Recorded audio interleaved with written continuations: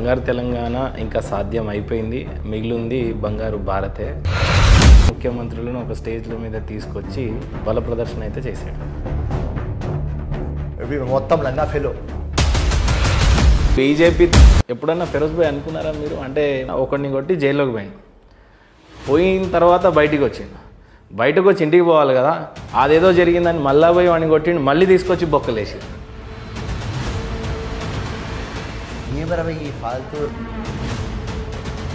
అసౌద్దీన్ ఓవైసీ ఎప్పుడన్నా మిమ్మల్ని ఒక కాంపిటీటర్ కన్నా భావిస్తాడా? ఎలక్షన్ వస్తే వేరే ఏ కాన్స్టిట్యువెన్సీలో కూడా అసదుద్దీన్ పాదయాత్ర చేయడు. ఓట్టి నాంపల్లి ఫిరోజ్ ఖాన్ దగ్గర ఎందుకు ఉంటాడు రా భయ్? నాకు చెల్లెలు ఇచ్చినా లేకుంటే వాళ్ళు బిడ్డ ఇస్తున్నారు నాకు. ఒక టెర్రరిస్ట్ లాగా ఒక తాలిబాన్ స్టాల్లో పని చేస్తాడు వాడు. మొత్తం గడ్డం పెట్టుకొని టోపీ పెట్టుకొని ఆ చేరవాణి డ్రామా చేస్తాడు ఆ ఫాల్తూ నా కొడుకు. నల్గొండ ఆ అట్మాస్ఫియర్ అంతా కూడా రెడ్డి వర్గం ఎక్కువ ఉంటుందనే నెపంతో కోమటిరెడ్డి గారి మీద మీరు అంత పెద్ద పదజాలాన్ని వాడారేమో. మీ కాన్స్టిట్యున్సీలో నిజంగానే ఆధిపత్య పోరు రెడ్డిస్ ఉంది. అప్పుడు పోయి అమిత్ షాను కలిసి ఈడ మీటింగ్ మునుగోడులో అవుతుంటే నిర్మలా సీతారామన్ ఆడ కలిసి వచ్చినందుకు ఆవేశంగా మాట్లాడింది కదా. అది ఒక పక్క తమ్ముడిని పొగిడింది, ఇటుపక్క అయితే అన్నం తిట్టింది మీరు. కాంగ్రెస్తో బలపడ్డరు, బాగుపడ్డరు, పోవాలనుకున్నాడు పోయింది. బట్ ఏదేమైనా ఇప్పుడు కోమటిరెడ్డి గారు ఇప్పుడు గాంధీ భవన్ మెట్లెక్కను అని అన్న వ్యక్తి ఇప్పుడు వారం రోజుల క్రితం చూస్తే అలాంటి విభేదాలు ఏం లేవి అని చెప్పాడు. సో ఇప్పుడు మీరంతా కలిసే ఉన్నట్ట? అన్ని ఈగోస్ని పక్కన పెట్టినా సరే మళ్ళీ గాంధీ భవన్ మెట్లెక్కనన్న ఆయన అంటే నానున్న రోజులలో కోమటిరెడ్డి గారి తరఫున మీరు ఆయన కాన్స్టిట్యున్సీకి వెళ్ళి ఏం రాబోయే డ్రామా చేస్తున్నారు? వద్దు, పార్టీలో ఉండాలి అంటే. బహిరంగ సభలో ఎన్నిసార్లు సవాల్ చేసిన అసదుద్దీన్ ఓవైసీ ఎందుకు రెస్పాండ్ గారు? వీడు ముస్లిం కమ్యూనిటీలో పుట్టి. సో ఈసారి ఇద్దరు హీరోలు ఉన్నారు కాబట్టి ఈ హీరోల లవ్ స్టోరీస్ ఫస్ట్ మీతో స్టార్ట్ చేద్దాం. నా మీద ఫైర్ చేస్తాను. సో నాకు 5 bullets తగిలినాయి. అపోలో తీసుకువస్తే అందరు ఒక 2-3,000 మేల్స్ ఉన్నారు. దానిలో ఒక మహిళ బ్లాక్ సారీలో ఉన్నది. అట్లా చూసుకుంటా ఆపరేషన్ థియేటర్లో వెళ్ళిపోయినా. మళ్ళీ 3 days తర్వాత అదే సేమ్ బ్లాక్ సారీలో ఉన్నది.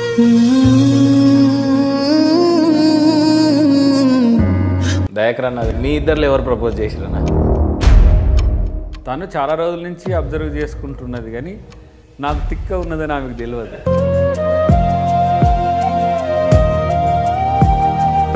ఫిరోజ్ భాయ్ రీసెంట్గా లండన్లో లైలా ఖాన్ మేడం గారు ఒక్కడే వెళ్ళి ఏడ్చుకుంటా స్టేజ్ ఎక్కేసి ఏడ్చుకుంటానే పట్ట తీసుకొని ఏడ్చుకుంటానే కిందకి దిగిపోయింది.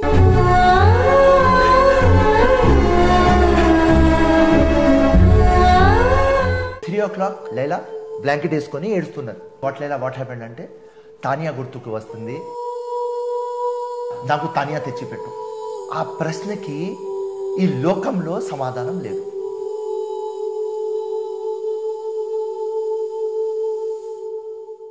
చూసినావా ఎంత ఫైర్తో మొదలు పెట్టినావు కదా ఈ వాటర్.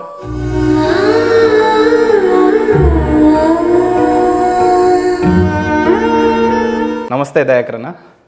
నమస్తే ఫిరోజ్ భాయ్. నమస్కారం. రాజకీయంలో వచ్చినా ఏదో మార్పు తీసుకువస్తా అని, మార్పు తీసుకురావాలి అంటే ఒక జీవితం అంకితం చేయాలని డిసైడ్ అయిపోయినా. ఈ బోకసోట్లు తీయని సుప్రీంకోర్టు పోయినా, ఎలక్షన్ కమిషన్ ఇండియా పోయినా, స్టేట్ దగ్గర పోయినా, ప్రతి ఒక్క జగ 100 సార్లు కాదు 1000 సార్లు పోయినా. మన సిస్టంలో లకునా ఉన్నది, మన సిస్టంలో డిఫాల్ట్ ఉన్నది. ఏ రోజు ఆధార్ కార్డ్కి ఎలక్ట్రల్ లింక్ మ్యాండేటరీ కావాలి, ఇప్పుడు లింక్ అయింది, వాలంటరీ అయింది. ఏ రోజు ఫేస్ రికగ్నైజేషన్ యాప్ వచ్చేస్తుంది, ఆ రోజు బయోమెట్రిక్ రాని టైం అవుతుంది. ఇదంతా రావడానికి చాలా టైం పడుతుంది కదా, ఇదంతా ఒక వ్యవస్థ కదా. లెట్ మీ కంప్లీట్, దాని తర్వాత మీరు చెప్పండి. సో ఈ బోకసోట్లు ఎప్పుడు ఫినిష్ అయితే ఆ రోజు తప్పకుండా ఓల్డ్ సిటీలో మేము గెలుస్తాం. దాని తర్వాత నాంపల్లి సంగతి ఉట్టి 5,000 to 6,000తో ఓడిపోతున్నా. తప్పకుండా నేను లాస్ట్ టైం ఓడిపోయిన తర్వాత పోస్ట్ మార్టం చేసినా ఎందుకు ఓడిపోయినా.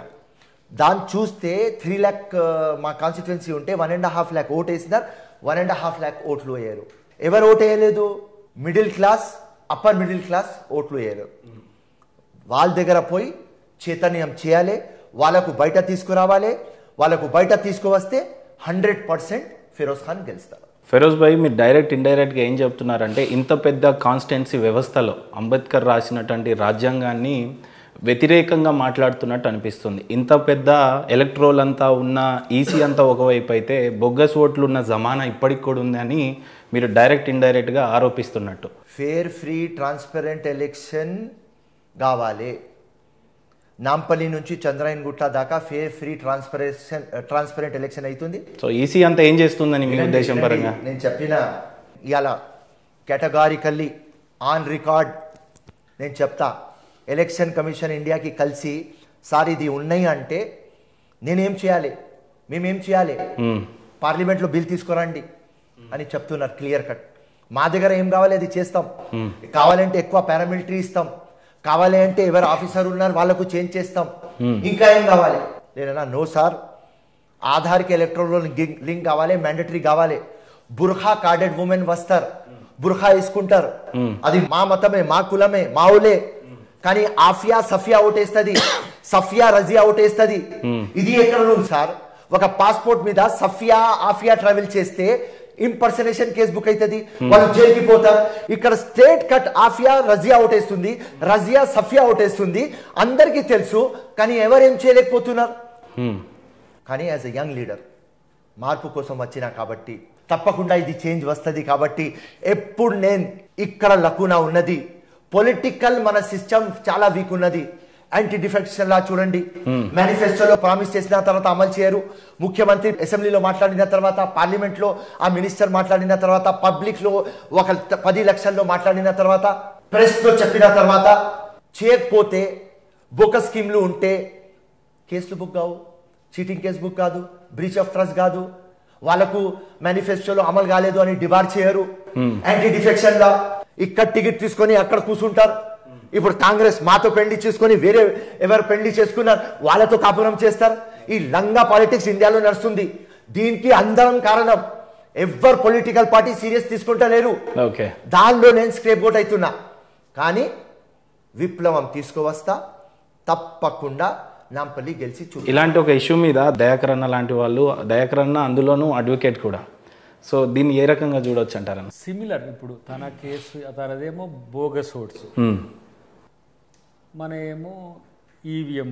అంటే ఈ బోగస్ ఓట్లతోని నిజంగా మీరు ఏకీభవిస్తారా అన్న? ఎందుకంటే ఈ రోజులలో చూస్తున్నట్టయితే చాలా టెక్నాలజీస్ వచ్చినాయి, చాలా రకాల యాప్స్ వచ్చినాయి. ఎలక్షన్ కమిషన్ అనేది మీ అప్పుడు కూడా ఉన్నది కదా, మీరు కూడా దీనికి బాధ్యులు కదా అనొచ్చు. కానీ ఎలక్షన్ కమిషన్ ఇప్పుడు ఒక బోగస్ ఏజెన్సీ అయింది. బోగస్ ఓట్ల విషయమేమో మిత్రుడు చెప్పిండు. తను కూడా అరోరా ఉన్నప్పుడు కలిసిండో, ఎవరు ఉన్నప్పుడు కలిసిండో ఎలక్షన్ కమిషన్ చైర్మన్ కలిసి ఉండొచ్చు. నేను కూడా అరోరాని కలిసిన, ఖురేషీ సాబ్ ఉన్నప్పుడు అయితే వాళ్ళు అసలు పట్టించుకోరు, బోగస్ అనేది పట్టించుకోరు. ఇప్పుడు ఈవీఎం నా సేమ్ సమస్య, తనది బోగస్ అయితే నాది ఈవీఎం, నాదేమో లాస్ట్ టైం ఆల్మోస్ట్ విన్నింగ్ కి దగ్గర ఉన్నారు. మీ రిజల్ట్ విషయానికి వస్తే వచ్చే టైంలో కూడా నేను సిఈసి అక్కడ ఉన్న వాళ్ళతో మాట్లాడినాం, లెటర్స్ పెట్టినాం, ఏఐసిసి పెట్టింది, రీకౌంటింగ్కు అవకాశం ఇవ్వమన్నా కూడా ఇవ్వని పరిస్థితి వచ్చింది. అంటే ఏంది, ఎవరికి తొత్తులుగా ఉన్నారు ఇవాళ ఎలక్షన్ కమిషన్ అని అంటే, ఇలా బీజేపీ అనుకూలమైన పార్టీలకు. అంటే ఎంఐఎం అనేది BJP friendly party, BJP minority cell అంటుంటా నేను. కానీ ఇట్లాంటి మైనారిటీలు వేరు, వీళ్ళు దేశం కొరకు కొట్లాడతారు, సెక్యులరిజం కొరకు కొట్లాడతారు, ఒరిజినల్గా అందరి కొరకు కొట్లాడుతూ ముస్లింల కొరకు ఎక్కువ కొట్లాడతారు. బట్ సిస్టంలో తను ఒక అభియోగం చేసిండు, ఎందుకు ఇట్లాంటివి ప్రోత్సహిస్తున్నారు, ఎందుకు దీనికి ఆధార్ లింక్డ్ చేస్తలేరు అనే దానికి ఒక సమాధానం చెప్పాల్సిన అవసరం ఉంది. రెండవది, ట్రాన్స్పరెంట్ ఓట్ అనేది ఈ ఓటుగా కూడా మార్చవచ్చు. ఒకటే రోజు లేనక్కర్లే, ఎక్కడున్నా సరే నీ థంబ్నెయిల్, నీ యొక్క దీన్ని ఇది కాపీ ఉండదు. ఒక మనిషికి 800 కోట్ల మంది ఉన్నా కూడా ఇది కలవదు. దీనితో కూడా చేయొచ్చు, ఈ అడ్వాన్స్డ్ సిస్టమ్ చేస్తే. రెండవది, ఆధార్ లింక్ అయితే బోగస్ ఓట్లు రావు. అసలు ఓట్ల సిస్టమ్నే మతంతోని చేయడము, పైసలతోని చేయడం ఒక ఎత్తు అయితే, పోయినసారి రజత్ కుమార్ 25 లక్షల ఓట్లు తీసేసిండు. ఏం ఓట్లను తీసేసిండు? తనన్నయే కదా, బోగస్ ఓట్లని తీసేసిండు. ఒక నియోజకవర్గంలో 15,000 ఓట్లు పోయినాయి. కాంగ్రెస్ ఏ పర్టికులర్లీ వాడు చేసిన పని అది. రెండోది, ఎలక్షన్స్ తర్వాత కొన్ని రోజులకు ప్రెస్ మీట్ పెట్టి సారీ ఇవి మిస్ అయినాయి అని చెప్పి మళ్ళీ యాడ్ చేసింది. ఎందుకు? రేపు సుప్రీంకోర్టుకు పోతే సెంట్రల్ ఎలక్షన్ కమిషన్ను మందలిస్తే ఈ ఓట్లు ఎటు పోయినాయి అని అంటే కాకుండా ఉండడానికి సింపుల్ స్టేట్మెంట్తో పోగొట్టింది.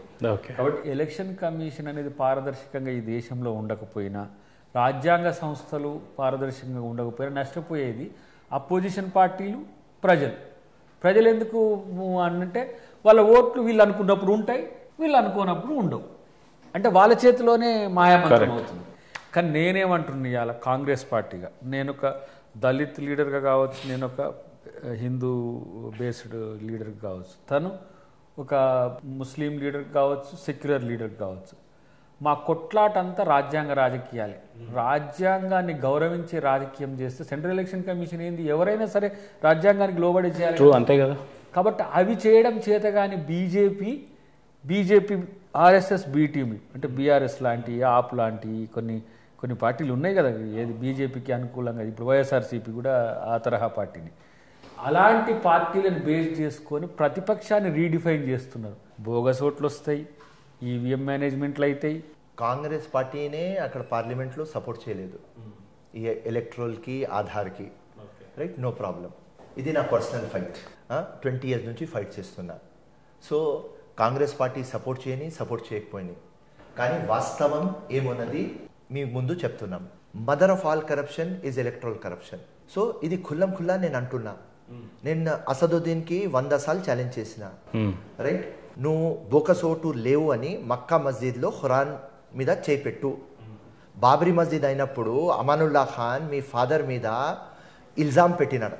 బాబ్రీ మస్జిద్ డెమాలిష్ అయింది మీకు దానికంటే ముందు మీకు తెలుసు అంటే అసదుద్దీన్ వాళ్ళ ఫాదర్ సలావుద్దీన్ ఓవైసీ మక్కా మస్జిద్లో వచ్చి ఖురాన్ మీద చేపెట్టి నాకు తెలియదు ఇది డెమాలిష్ అవుతుంది అని ఖురాన్ మీద చేపెట్టినాడు. ఇప్పుడు నేను అసదుద్దీన్ కూడా మీ ఛానల్ ద్వారా చెప్తున్నా, బోకస్ ఓట్లు లేవు అని ఖురాన్ మీద చేతి పెడితే కాంగ్రెస్ కండువా తీసి అందరి ముందు కాలు మోక్తా అసదుద్దీన్.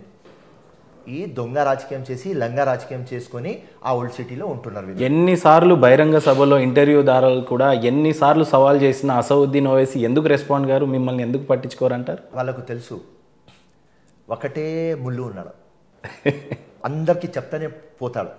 వీడు ముస్లిం కమ్యూనిటీలో పుట్టి చెడగొట్టి పుట్టినా నేను, వీడు హిందుస్థాన్, అసలు వీడు ఫిరోజ్ ఖాన్ కాదురా బాయ్, వీడు ఫిరోజ్ రెడ్డి, ఫిరోజ్ గౌడ్, వీడు ఫిరోజ్ యాదవ్, వీడు మొత్తం లంగా ఫెలో అని అసదుద్దీన్కి ఉన్నది. ఎందుకంటే చాలా కొట్లాటలు లేని అసదుద్దీన్తో.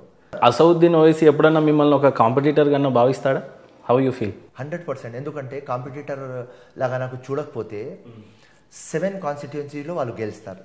ఎలక్షన్ వస్తే వేరే ఏ కాన్స్టిట్యుయెన్సీలో కూడా అసదుద్దీన్ పాదయాత్ర చేయడు, ఉట్టి నాంపల్లి చేస్తాడు. బహదూర్పురా చేయడు, యాకుత్పురా చేయడు, చార్మినార్ చేయడు, మలక్పేట్ చేయడు, కార్వాన్ చేయడు, గోషామైల్ చేయడు. ఉట్టి నాంపల్లి ఫిరోజ్ ఖాన్ దగ్గర ఎందుకు ఉంటాడు రా భయ్? అసదుద్దీన్ నాకు చెల్లెలు ఇచ్చినాడు, లేకుంటే వాడు బిడ్డ ఇస్తున్నాడు నాకు, ఎందుకు ఉంటాడు నా నాంపల్లిలో? కాంపిటీటరే నేను. వాళ్ళ ఐడియాలజీకి కొట్టాలి అంటే వాడు ఇస్లాం ఐడియాలజీ మీద పని చేస్తాడు, ఒక టెర్రరిస్ట్ లాగా ఒక తాలిబాన్ స్టాల్లో పని చేస్తాడు. వాడు మొత్తం గడ్డం పెట్టుకొని టోపీ పెట్టుకొని ఆ షేర్వాణి డ్రామా చేస్తాడు, ఆ ఫాల్తునా కొడుకు. వాడు ఐడియాలజీ ఉట్టి ఇస్లాం, ముస్లిమ్స్కి కూడా మదత్ చేయడు. నా ఐడియాలజీ హిందుస్థాన్, చూద్దాం గెలుస్తున్నాడు కానీ ఫ్యూచర్లో గెలవలేడు అని నా మనసు అంటుంది. అయితే ఇక్కడ ఆయన నిజంగానే ఇస్లాం అయితే బీజేపీతో ఎందుకు కొలీడ్ అవుతాడు అసలు? కాబట్టి అది నాకు అంటే ఎంతసేపు బీజేపీతో బీ టీం అని చెప్పి మీలాంటి వాళ్ళు ఆరోపించటమే కానీ బహిరంగ కానీ ప్రత్యక్షంగా కానీ ఏదైనా ఆధారాలు ఉన్నాయా? దొంగ ఏమన్నా నీకు సాక్ష్యాలు చెప్పి దొంగతనం చేస్తాడా? బట్ ఏదైనా ఒక చోటన ఒక దొంగ దొరుకుతాడు కదా, ఏదో ఒక ఆధారాల దగ్గర అసదుద్దీన్ ఓవైసీ దొరుకుతాడు కదా. ఇప్పుడు నీకు ఆధారం చెప్తా ఆలోచించు. తెలంగాణలో ఎన్ని నియోజకవర్గాలు ఉన్నాయి? 119. వాళ్ళు ఎన్నిటల్లో పోటీ చేస్తుండ్రు? 7-8 వాళ్ళ రిజర్వ్డ్ కాన్స్టిట్యున్సీలలో వాళ్ళు. హిమాచల్ ఎన్నిటల్లో పోటీ చేస్తుండ్రు? ఐడియా లేదా? ఉత్తరప్రదేశ్, గుజరాత్, ఈడ 7 కాన్స్టిట్యున్సీలు దాటి ఇంకో కాన్స్టిట్యున్సీలో పోటీ చేయని నువ్వు, నీ ఎంపీ కాన్స్టిట్యున్సీ పరిధిలో పోటీ చేసే నువ్వు ఎక్కడ ఏ రాష్ట్రంలో అన్ని ఎట్లా పోటీ చేస్తున్నావు, నీకు ఎక్కడిది ఆ దమ్ము అంటే తెలంగాణలో చేసే దమ్ము లేదా? నేనేమంటున్నంటే ఉత్తరప్రదేశ్లో ఆయన మీద కాల్పులు జరిగినాయి, బాధాకరమే. కానీ ఉత్తరప్రదేశ్లో పోటీ చేసే ఈ పార్టీ తెలంగాణలో ఎందుకు పోటీ చేయలేదని మనమే అడుగుతున్నాం. అదే కాకపోతే ఇన్నిసార్లు ఇప్పుడు ఆయన మనోడు ఏమన్నా నిర్మల్ సభలో కానీ సంగారెడ్డి దాంట్లో ఏమైంది, 15 నిమిషాలు టైం ఇస్తే ఈ దేశంలో హిందువులు లేకుండా చేస్తా అన్న మీద బీజేపీ స్టాండ్ ఏమున్నది భయ్? కాంగ్రెస్ పార్టీ కిరణ్ కుమార్ రెడ్డి తీసుకుపోయి జైల్లో పెట్టిండు, హిందూ ముస్లిం కొట్లాటలు చేశారు. మేం మాత్రం బీజేపీ ఎట్లా హిందూ మతంతో ఆధారపడి రాజకీయాలు చేస్తుందో, ఇస్లాంతో ఆధారపడి ఇస్లాం భావజాలం కాకుండా ఇస్లాంను కించపరిచే విధంగా రాజకీయాలు చేసే పార్టీ ఎంఐఎం అనేది మా పార్టీ అంచనా. కానీ కాంగ్రెస్ పార్టీ ఇంకో ఇట్లా సెక్యులర్గా ఉంటుంది. మేము ప్రజల కోసం కొట్లాడతాం, మా వర్గాల కొరకు కొట్లాడతాం. ఇలా ఇప్పుడు ఎంఐఎంనే టార్గెట్ కాదు కదా, ఫిరోజ్ గారు కొట్లాడుతున్నది ఏంటిది? సెక్యులర్ దాన్ని ఎందుకు మీరు చెయ్యరు? మీరు ఎంఐఎం బీజేపీ కొట్లాట వల్ల మీకేమైనా నష్టమైందా? కానీ హిందూ ముస్లింల మధ్యన ఒక ఆయన ఏమంటాడు, తవ్వండి వెళ్ళితే దాంట్లో శివం వెళ్ళితే మాది, శివం వెళ్ళితే మీది అంటాడు. ఒక ఆయన ఏమో 15 నిమిషాలు టైం ఇస్తే 100 కోట్ల వేసేస్తాడు. ఎవర్రా మీరు బుడ్డర్కాన్లంతా? మీ వల్ల ఏమవుతుంది? ఈ దేశం మీతో నిర్మించబడ్డదా, మీతో కూలిపోతుందా? ఇట్లాంటి చరిత్రలో ఎంతమంది వచ్చిండ్రు పోయిండ్రు. కానీ బోగస్ ఓట్ అనేది మనోడు నాకు ఇప్పుడు ఇంకా దాని మీద అవేర్ చేసిన దానికి ఇంకా నేను దాని మీద సీరియస్గా ఆలోచించలేదు. కానీ అసలు వీళ్ళు గింత నీతిమాలిన ఎన్నికలతో గెలుస్తున్నారు. వీళ్ళు ఏదో పెద్ద పొడింగులు ఓల్డ్ సీట్లో మొత్తం వీళ్ళకే ఉందని మేము అనుకుంటున్నాం. కాబట్టి ఇలా బీజేపీ ఏమంటుంది, ఓల్డ్ సిటీ మొత్తం అట్లా ఎట్లా చేస్తారు, ఇట్లా చేస్తారు. మరి ఏం చేస్తుంది గవర్నమెంట్? ఏం చేస్తుంది నీ సిఈసి? నువ్వే ఇషారిస్తున్నావా? వాళ్ళకు గతంలో కాంగ్రెస్ పార్టీతో అంటగట్టింది కదా, కాంగ్రెస్ ఎంఐఎం వేరు కాదన్నారు కదా. ఇప్పుడు అదే సిస్టమ్ కంటిన్యూ అవుతుంది ఓల్డ్ సిటీలో. తర్వాత ఎవరైతే ఇట్లా సెక్యులర్ భావజాలం ఉందో, లేకపోతే ఇట్లా ఒక ప్రజల కొరకు కొట్లాడుతానే ముస్లింల కొరకే చేయడు, మొత్తం అక్కడ ఓల్డ్ సిటీనే కాదు న్యూ సిటీలో ఉండే ఎవరికి సమస్యలు వచ్చినా మనోడు కొట్లాడతాడు. ఇట్లాంటి లీడర్లు మీకు ఎందుకు కంటగింపు అవుతారు? ఇలా మీకు హిందూ ముస్లిం బాయి అనే లీడర్లు మీకు ఎందుకు కంటమింగ్ అవుతుంటారు? మళ్ళీ మీరు అండర్స్టాండింగ్ లోపల మాత్రం ఇద్దరు ఒకటి. కాబట్టి ఇంకొక ఆయన ఉన్నాడు, ఈయన బక్క ఆయన, అటు బీజేపీకి ఏజెంటే ఇటు వీళ్ళకు మిత్రుడు. కాబట్టి కాంగ్రెస్ ఇలా నేను అప్పుడప్పుడు చెప్తుంటా, నా ఘర్కా నా ఘాట్కా కాకుండా ఎందుకు పోయినామంటే అందరు మా వాళ్ళంటే ఎవరూ లేరు దాంట్లో. కానీ అయినా సరే కాంగ్రెస్ పార్టీ ఏమి వెనకడుగు వేస్తలేదు. అన్న నన్ను ఒక క్వశ్చన్ అడగనివ్వండి. స్వామి వివేకానంద చెప్పినటువంటి మాట ఏంటంటే ఏదైనా చెప్పే ముందు ఆచరించాలి అని అంటారు. సో మీరు ఏదైనా చెప్పేటప్పుడు ఆచరించాలి అనే క్వశ్చన్ ఎందుకన్నానంటే, ఒక ఎంఐఎం పార్టీని బీజేపీని బీ టీం అంటున్నారు, అంతవరకు ఓకే ఉంది. ఫస్ట్ అయితే ఇల్లు గెలిచి రచ్చ గెలవాలి అని అంటారు. కాంగ్రెస్ పార్టీ ఆధిపత్య పౌరు మీలో ఉన్న మీ సీనియర్ లీడర్లు ఇక్కడ తుడుచుకోవడానికే సరిపోవట్లేదు. ఇగో దీనికి 100 సార్లు చెప్తున్నా మిత్రమా, తను కూడా చెప్తాడు. ఆయన 20 సంవత్సరాల నుంచి రాజకీయాలు చేస్తున్నాడు, కాంగ్రెస్ రాజకీయాలు. జూనియరా సీనియర్? ఆయన చాలా సీనియర్ అనే చెప్పొచ్చు. నేను 8 సంవత్సరాలు 9 సంవత్సరాల నుంచి కాంగ్రెస్లో ఉన్నా, నేను 2004 నుంచి ఉద్యమాల్లో ఉన్నా. మేమెవరం సీనియర్లు అనేదానికి డెఫినేషన్ కాంగ్రెస్ పార్టీలో ఒక స్పెసిఫిక్ ఏం లేదు, జూనియర్లు అనేదానికి ఏం లేదు. ఎవరు పార్టీ కొరకు పనిచేస్తే, ఎవరు కాంగ్రెస్ విచారధార మీద పనిచేస్తే వాళ్ళు పార్టీకి నష్టం చేయాలని ఎప్పుడు చూడరు. నేను ఒక మాట మాట్లాడినా, దాన్ని ఎమ్మటికి ఎందుకు డిజైనర్ ఇచ్చుకున్నాం? పార్టీ ఇంట్రెస్ట్, పార్టీకి నష్టం చేయకూడదు. కానీ పార్టీకి నష్టం చేసే పని పదే చేస్తున్న పరిస్థితిని నేను ప్రశ్నించాను. కానీ మా దాంట్లో ఇది కొత్తనా అంటున్నా. ఓకే, ఎప్పటి నుంచి చెప్తున్నా, సర్దార్ వల్లభాయ్ పటేల్, జవహర్లాల్ నెహ్రూ, ఇందిరాగాంధీ, సుభాష్ చంద్రబోస్, మహాత్మా గాంధీ, అంతకంటే ముందు నుంచి కూడా ఉండే. కాంగ్రెస్ ఏంటంటే ఒపీనియన్స్కు గౌరవం ఉంటుంది. దాన్ని బయట ఇప్పుడు ఈ సందర్భంలో మీడియా అంతా మోడీ మీడియా, కేసీఆర్ మీడియా అయింది కాబట్టి ఫేక్ బ్రేకింగ్స్ ఇవ్వడం వల్ల మేము ఎక్స్పోజ్ అవుతుంది. కానీ మాలో మంచిని ఏ రోజు మీరు గుర్తించిండ్రు కనుక మేము కలిసి పని చేసిన రోజు ఏమైనా కలిసి పని చేస్తున్నా వేస్తారా? లేదు బీజేపీల నాయకుల గ్రూప్ కొమ్మలాట్లు వేస్తారా? లేదు టీఆర్ఎస్ పార్టీల అంతర్గత పోరు మీద వేస్తారా? కాంగ్రెస్ పార్టీ ఏంటంటే వేయొచ్చు, దాన్ని ఎవరు పట్టించుకోరు అనే ఉద్దేశంతో. కానీ మేము కూడా వాళ్ళని పట్టించుకునే పని లేము. మా పార్టీని అందరినీ కలుపుకపోయే ఒక ప్రయత్నం చేస్తున్నాం. డెఫినెట్గా యువ నాయకత్వం మరింత దాంట్లో ముందుంటాం. ఫిరోజ్ భాయ్, ఒక క్వశ్చన్ ఏంటంటే కొద్దిగా హాట్గా అయిపోతుంది. నేను సరదాగా ఒక క్వశ్చన్ ఏం అడుగుదాం అనుకుంటానంటే, అసలు మీకు ఏం నచ్చి కాంగ్రెస్లో జాయిన్ అవుదాం అనుకున్నారు మీరు? ఫస్ట్ ఒకటి. తర్వాత ఇప్పుడు కాంగ్రెస్లో మీకున్న ఓట్ బ్యాంక్ ఎట్లా అంటే, చుట్టుపక్కల నాయకులు జూబ్లీ హిల్స్ చూసినా, ముషీరాబాద్ చూసినా, ఏది చూసినా అక్కడ క్యాండిడేట్స్ ఆల్రెడీ సెటిల్డ్ అయి ఉన్నారు. సో మిమ్మల్ని అక్కడి నుంచి ఒక కాన్స్టిట్యున్సీకి పక్కకు తరలించాలి అని అంటే మీకు కాన్స్టిట్యున్సీ దొరకట్లేదు. బొగ్గస్ ఓట్ల మధ్య ఇక్కడ నాంపల్లిలో సతమతం అవుతున్నారు. సో ఒక క్లియర్ కట్ విజన్ ఎట్లా తెచ్చుకుంటారు, దాని మీద క్లారిఫికేషన్ తెచ్చుకొని అసలు ముందుకు ఎట్లా పోతారు? మరి మీ ఫస్ట్ క్వశ్చన్కి కాంగ్రెస్లో ఎట్లా పోయినా, చిన్నప్పటి నుంచి ఇండియా అంటే ప్రేమ. నాకు ఇండియన్ ఫ్లాగ్ అంటే నాకు లైఫ్. ఎందుకంటే చిన్నప్పటి నుంచి ఒక యోద్ధా ఫీలింగ్ ఉన్నది నాకు. ఈ దేశం కోసం ఏదైనా చేయాలి, చేయకపోతే దేశం కోసం సావాలి. సో ఆ ఇండియన్ ఫ్లాగ్ ఇంకా కాంగ్రెస్ ఫ్లాగ్ రిజంబుల్ అవుతుంది. దాని తర్వాత ఇందిరాగాంధీకి చూసిన స్కూల్లో ఉన్నప్పుడు, రాజీవ్ గాంధీకి, అట్లా కాంగ్రెస్ అంటే ఒక సెక్యులర్ పార్టీ, గంగా జమున ఉన్న పార్టీ. యాక్చువల్లీ ఇండియన్ బేస్ ఏమున్నది? అనేకతా మే ఏకతా. అదే unity in diversity. That is the beauty. సామాజిక న్యాయం అంటే ఈ పార్టీలో ఉన్నది అని నాకు అర్థమైంది అప్పుడు. దానికోసం కాంగ్రెస్ దగ్గర పోయినా. అండ్ ఇవాళ కూడా ఇంత గట్టిగా మాట్లాడతాం. నేను కూడా ఇంత గట్టిగా మాట్లాడతా. నాకంటే ఎక్కువ గట్టిగా మా దయాకరణ మాట్లాడతాం.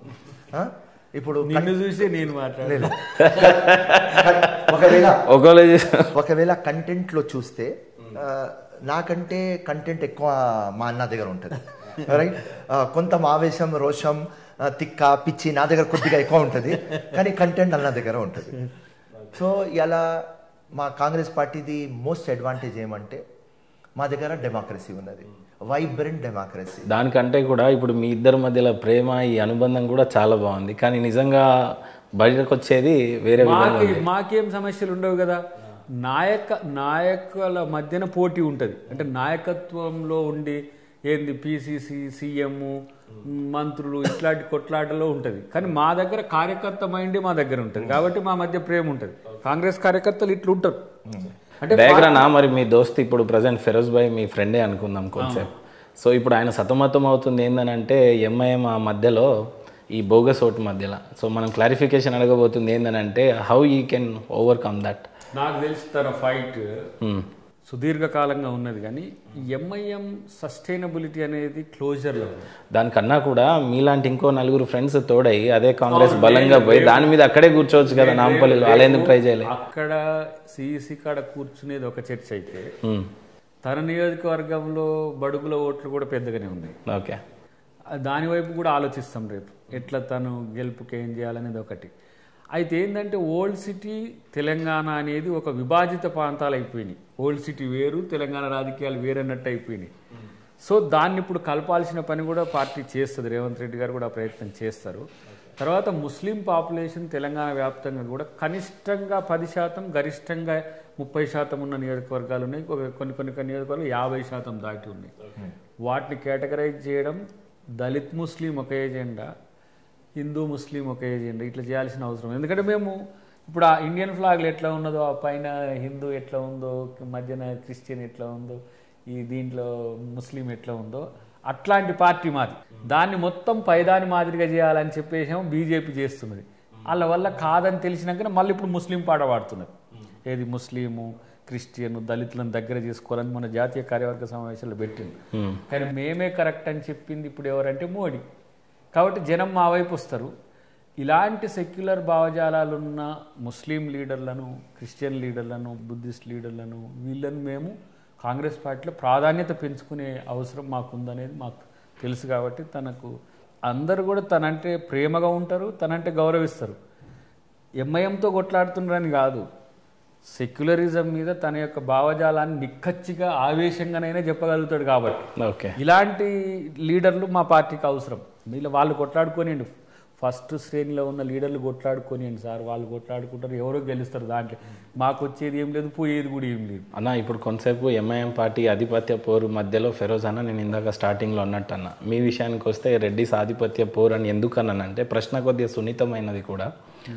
అంటే నల్గొండ ఆ అట్మాస్ఫియర్ అంతా కూడా రెడ్డి వర్గం ఎక్కువ ఉంటుందనే నెపంతో మీరు కొద్దిగా హార్ష్గా ఆ రోజు స్టేజ్ మీద మాట్లాడింది, బహుశా దానివల్లనే ఏమో కోమటిరెడ్డి గారి మీద మీరు అంత పెద్ద పదజాలాన్ని వాడారేమో. మీ కాన్స్టిట్యున్సీలో నిజంగానే ఆధిపత్య పౌరు రెడ్డిస్ ఉంది, దాన్ని ఓవర్కమ్ మీరు చేయలేరేమో అన్నది బయట కక్కినట్టు అనిపించింది. నేను ఒకటి చెప్పనా, రెడ్లు నా బలం, నా నియోజకవర్గంలో కాదు, నా జిల్లాలో కూడా. నువ్వు అనుకుంటున్న 1, 2, 3 మనుషులే రెడ్లు కాదు, నా జెండా మోయడం కాదు, నన్ను కాన్స్టిట్యున్సీలో తీసుకుపోయేదే వాళ్ళు లేకపోతే ఇన్ని ఓట్లు రావు. 89,000 ఓట్లు ఓడినా వచ్చిన ఓట్లు అంటే మామూలుగా రావు. బట్ ఇప్పుడు నేనేమంటున్నా, కొంతమంది నాయకత్వంలో ఉండే వాళ్ళకు వచ్చిన సమస్యను దయాకర్ రెడ్లకు వ్యతిరేకమనో లేకపోతే తనను ఎంఐఎంకి వ్యతిరేకమని ప్రచారం ముస్లింకి వ్యతిరేకమని ప్రచారం చేస్తారు. That's not criteria. ఇవాళ రేవంత్ రెడ్డి ఎవరు? రేవంత్ రెడ్డి నాయకత్వాన్ని బలపరచడానికి ఎందుకు ఇంత మేము కష్టపడాల్సి వస్తున్నది? తను కూడా రెడ్డే కదా, కానీ మేము రెడ్డి అని చూడం పార్టీ కొరకు. ఆ రోజు కోమటిరెడ్డి గారి మీద ఆవేశంగా మాట్లాడింది కూడా అప్పుడు పోయి అమిత్ షాను కలిసి ఈడ మీటింగ్ మునుగోడులో అవుతుంటే తను కూడా ఉన్నాడు ఆ రోజు. నిర్మలా సీతారామన్ను ఆడ కలిసి వచ్చినందుకు ఆవేశంగా మాట్లాడింది కదా అది. కానీ అదే విషయానికి వస్తే ఫిరోజ్ భాయ్ నా ఇంటర్వ్యూలోనే ఒకసారి చెప్పింది ఏంటంటే, కోమటిరెడ్డి పక్కన పెడితే రాజగోపాల్ రెడ్డి గారు చేసినటువంటి నిర్ణయం రిజైన్ చేసి డైరెక్ట్గా కొట్లాడాడు, రైట్ ట్రాక్లో వెళ్ళారని మీరు చెప్పారు. ఒక పక్క తమ్ముడిని పొగిడింది, ఇటుపక్క అయితే అన్నం తిట్టింది మీరు. ఇక్కడ ఆ క్లారిటీ నేను ఇస్తాను. రాజగోపాల్ రెడ్డి తను కాంగ్రెస్తో నా రాజకీయం పడదు అని పోవడాన్ని నువ్వు నేను వ్యతిరేకించడానికి ఎవరు? మనమేమైనా దానికి రైట్ ఉందా? కాంగ్రెస్తో బలపడ్డరు, బాగుపడ్డరు, పోవాలనుకున్నాడు, పోయిండు. ఎవరు కూడా అట్లా పోయే హక్కు ఉన్నది కదా. ఫిరోజ్ భాయ్ పోవచ్చు, నేను కూడా పోవచ్చు. నీకు ఎమ్మెల్యే పదవికి రాజీనామా చేసి వెళ్ళిపోయింది కాబట్టి తను అది వాడి ఉంటాడు. కానీ ఇటు పార్టీలో ఉండి ఈ పరిస్థితి చేసినందుకు మేము ఇటు విమర్శించాల్సిన పరిస్థితి వచ్చింది. నేనేం చెప్పినప్పుడు మా దయాకర్ గారు ఏం చెప్తున్నారు అదే. ఓకే భయ్, ఈ కాపురం వద్దు, నాకు నెత్తి నొప్పి ఎందుకురా భయ్, విడాకులు తీసుకుంటా అని వెళ్ళిపోయినాడు. మంచిగా వేరే పెళ్ళం చేసుకుంటా అని వెళ్ళిపోయినాడు హాయిగా. అది మంచిగా ఉన్నది కదా. మా దొంగ వేరే ఎమ్మెల్యేస్ లాగా చేయలేదు కదా. రైట్, పెండి మాతో ఉన్నది, కాపురం వేరేతో వాళ్ళు చేస్తున్నారు, అది చేయలేదు కదా. దానికోసం రాజగోపాల్కి పోయినావన్నాను. 12 మంది ఎమ్మెల్యేలు చేయి గుర్తుతో గెలిచిన వాళ్ళు ఉన్నారు కదా. పోయి మేము ఈడ కాదు, మేము టీఆర్ఎస్ అని తిరుగుతున్నారు, వాళ్ళని అట్లా తిట్టిండు. దాంట్లో క్లారిటీ ఉన్నది. ఎటొచ్చి పదాల్లో తేడా ఉండొచ్చు కానీ భావజాలంలో తేడా రాదు. బట్ ఏదేమైనా ఇప్పుడు కోమటిరెడ్డి గారు ఇప్పుడు గాంధీ భవన్ మెట్లెక్కను అని అన్న వ్యక్తి ఇప్పుడు వారం రోజుల క్రితం చూస్తే అందరితో సమన్వయం కుదిరి బాగుంది, బాగా నడుస్తున్నాం, మాకు అలాంటి విభేదాలు ఏం లేవి అని చెప్పాడు. సో ఇప్పుడు మీరంతా కలిసే ఉన్నట్ట? కలుస్తాం, కాంగ్రెస్ అంటేనే కలయి 100%. నాకైతే డౌటే దయాకరణ, ఎందుకంటే ఇప్పుడు మీరు నిజంగా కోమటిరెడ్డి అన్నతో మాట్లాడిరా? ఆ మాట అన్న తర్వాత కలిసి పని చేయాల్సి వస్తుంది.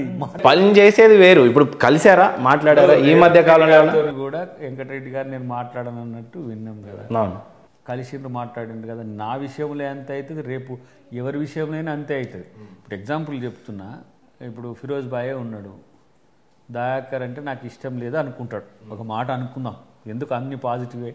రేపు ఫిరోజ్ భాయ్కి ఏఐసిసి నుంచి ఫోన్ వచ్చి నువ్వు దయాకర్ దగ్గరికి పోవాలి, దయాకర్ కాడ నువ్వు పని చేయాల్సిన అవసరం ఉంటుందని చెప్పిండు అనుకో, నేనంటే ఇష్టం ఉన్నా లేకపోయినా పార్టీ కొరకు నా దగ్గరికి వచ్చి పని చేస్తాడు. రేపు నాంపల్లి పోయి దయాకర్ నువ్వు ఆడ దళిత్స్ ఉన్నారు, బీసీలు ఉన్నారు, లేకపోతే కొంత నీ వాయిస్ అక్కడ అవసరం అని చెప్పి నువ్వు పొమ్మని అంటే, నాకు ఫిరోజ్ భాయ్ అంటే ఇప్పుడు పడకపోయినా సరే నేను పోయి ఆడ పని చేయాలి. This is the party.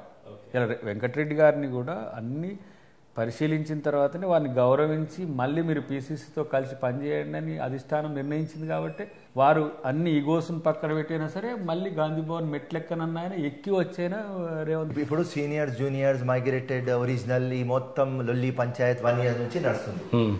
మొత్తం దీనికి ఎన్కాష్ చేస్తుంది ఆపోజిషన్ పార్టీ. ఇప్పుడు సింపుల్ ఫిరోజ్ ఖాన్ నాంపల్లిలో 20 years నుంచి ఉన్నా, జట్ అని TV9 లో వస్తుంది, రేవంత్ రెడ్డి నాంపల్లి వస్తున్నాడు, TV9 లో వాళ్ళు నాకు చెప్తారు, కానీ నాకు తెలియదు. మా కార్యకర్త ఫోన్ చేసి అన్నా రేవంత్ అన్న వస్తున్నాడంట కదా నాంపల్లి అంటే, అరే నేను ప్రారంభిస్తా, కాంగ్రెస్ కి రేవంత్ రెడ్డికి ప్రారంభిస్తా అని డిగ్నిటీ, నా సెల్ఫ్ రెస్పెక్ట్. ఇదే కదా లొల్లి పంచాయత్, ఇదే ఎక్కువ ఉన్నది, దీనికంటే ఎక్కువ అంతే. దాన్నే ఇక పెద్దగా సంక్షోభం చేసి మొత్తం మీడియా స్పేస్ లో అదే కాంగ్రెస్ కొట్లాడతారు. ఓకే, మా ఒక తప్పు, ప్రతి ఒక్క ఇంట్లో కొట్లాడతారు, ప్రతి ఒక్క పార్టీలో కొట్లాడతారు, కానీ మా తప్పు ఏమంటే కొట్లాడప్పుడు స్టేడియంలో ఉండి రారామయ్య అందరు చూడు మేము కొట్లాడుతున్నాం అని అది మేము నేర్చుకోవాలి తప్పకుండా. ఇంకా రేవంత్ రెడ్డికి తీ, పీసీ ఇన్ఛార్జ్ కి తీ అని గట్టిగా కూర్చున్నాం. హైకమాండ్ చెప్పేసింది రేవంత్ రెడ్డికి తీయం, ఓకే ఇన్ఛార్జ్ కి తీస్తాం, మాణిక్రావు ఠాకర్ కి పెట్టినారు, కొత్త అప్రోచ్ తో వచ్చినాడు. ఆయన ఒకటే ఫార్ములా, కాంప్రమైజ్ యునైటెడ్ ఫేస్, అంతే. పబ్లిక్ లో ఇమేజ్ తగ్గింది, భారత్ జోడో యాత్రతో మొత్తం ఆర్గనైజేషన్ రీజనరేట్ అయింది, క్యాడర్ లో జోష్ వచ్చింది, ఎనర్జీ వచ్చింది, కామన్ మ్యాన్ లో హోప్ వచ్చింది. దీనికి మీరు ఎన్కాష్ చేస్తలేరు, ఏమో డ్రామా చేస్తున్నారు. వద్దు, పార్టీలో ఉండాలి అంటే కాంప్రమైజ్ చేయి. సో అందరికీ తెలుసు, కాంప్రమైజ్ చేయకపోతే, యునైటెడ్ ఫేస్ పెట్టకపోతే అందరు బతుకు బస్ స్టాండ్ అవుతుంది. తెలంగాణ కాంగ్రెస్ మొత్తం ఒరిస్సా లాగా, ఆంధ్రప్రదేశ్ లాగా, తమిళనాడు లాగా తయారవుతుంది. అది అందరికీ తెలుసు రాన్న. ఇప్పుడు ఇక్కడి నుంచి కంటిన్యూగా అసలు మేము చేయాల్సిన బాధ్యత ఏందనేది మేము ఆలోచించుకుంటే, అంటే ఎకడమిక్గా కూడా ఆలోచిస్తే, అంటే మేము అంటే కలిసి ఎప్పుడు అనుకోలేదు కానీ ఒక మోటివ్తో అయితే ఉండాల్సిన అవసరం వచ్చింది. ఎందుకంటే కొన్ని ప్రదేశాల్లో ఒక ప్రయత్నాలు జరిగినాయి. ఇప్పుడు ఎగ్జాంపుల్ జార్ఖండ్ ఉన్నది. నేను జార్ఖండ్ ఎలక్షన్ ఇన్ఛార్జిగా చేసిన. అక్కడ ముస్లిం పాపులేషన్ రాంచీలో ఉంటుంది, చాలా ప్రాంతాల్లో ఉంటుంది. ఇక్కడ నేను ఫిరోజ్ బాయ్తో మేమంతా ముస్లిం ఇంటలెక్చువల్స్ మేమంతా చేయాల్సింది ఏంటంటే, ఇక్కడ దాదాపు 14% వరకు ముస్లిం పాపులేషన్ ఉంటుంది మొత్తం రెస్ట్ ఆఫ్ ది తెలంగాణ. దళితుల కంటే కొంతమంది వర్గాల కంటే కూడా ముస్లిం పాపులేషన్ 9% కనీస అవసరాలు తీరని కుటుంబాలు ఉన్నాయి. వాళ్ళకు విద్యా వైద్యం కూడా కనీసంగా అందే పరిస్థితిలో లేదు. అంటే ఈరోజు హోల్ సిటీలో కూడా అదే పరిస్థితి. ఆ పరిస్థితి మీద మూవ్మెంట్ చేయాల్సిన స్థితి మాది. మామూలుగా మా కొట్లాటలు లేకపోతే ఇప్పుడు మేము ఏం చేయాలి? నేను అడ్రస్ చేయాల్సిన ముస్లిం ఇంటలెక్చువల్స్తో పంచుకున్న తనతో కూడా భవిష్యత్తులో ఒక కార్యక్రమం ఏమనుకోబోతున్నాం అంటే, poorest of the poor criteria.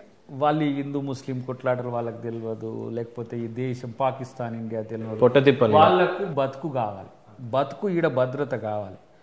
ఒక ముస్లిం మిత్రుడు నాతోనంటే ఎంత ఫీల్ అయినామంటే, అన్న ఈ దేశంలో మేము సెకండ్ జనరేషన్, సెకండ్గా మేము చూడబడాలన్నా, ఈ దేశంలో మేము ఈ దేశ పౌరులం కాదా అనే స్థితి, ఒక ఇన్సెక్యూరిటీ ఒక ముస్లింకు రావడం అనేది ఎంత శోచనీయమైన అంశం.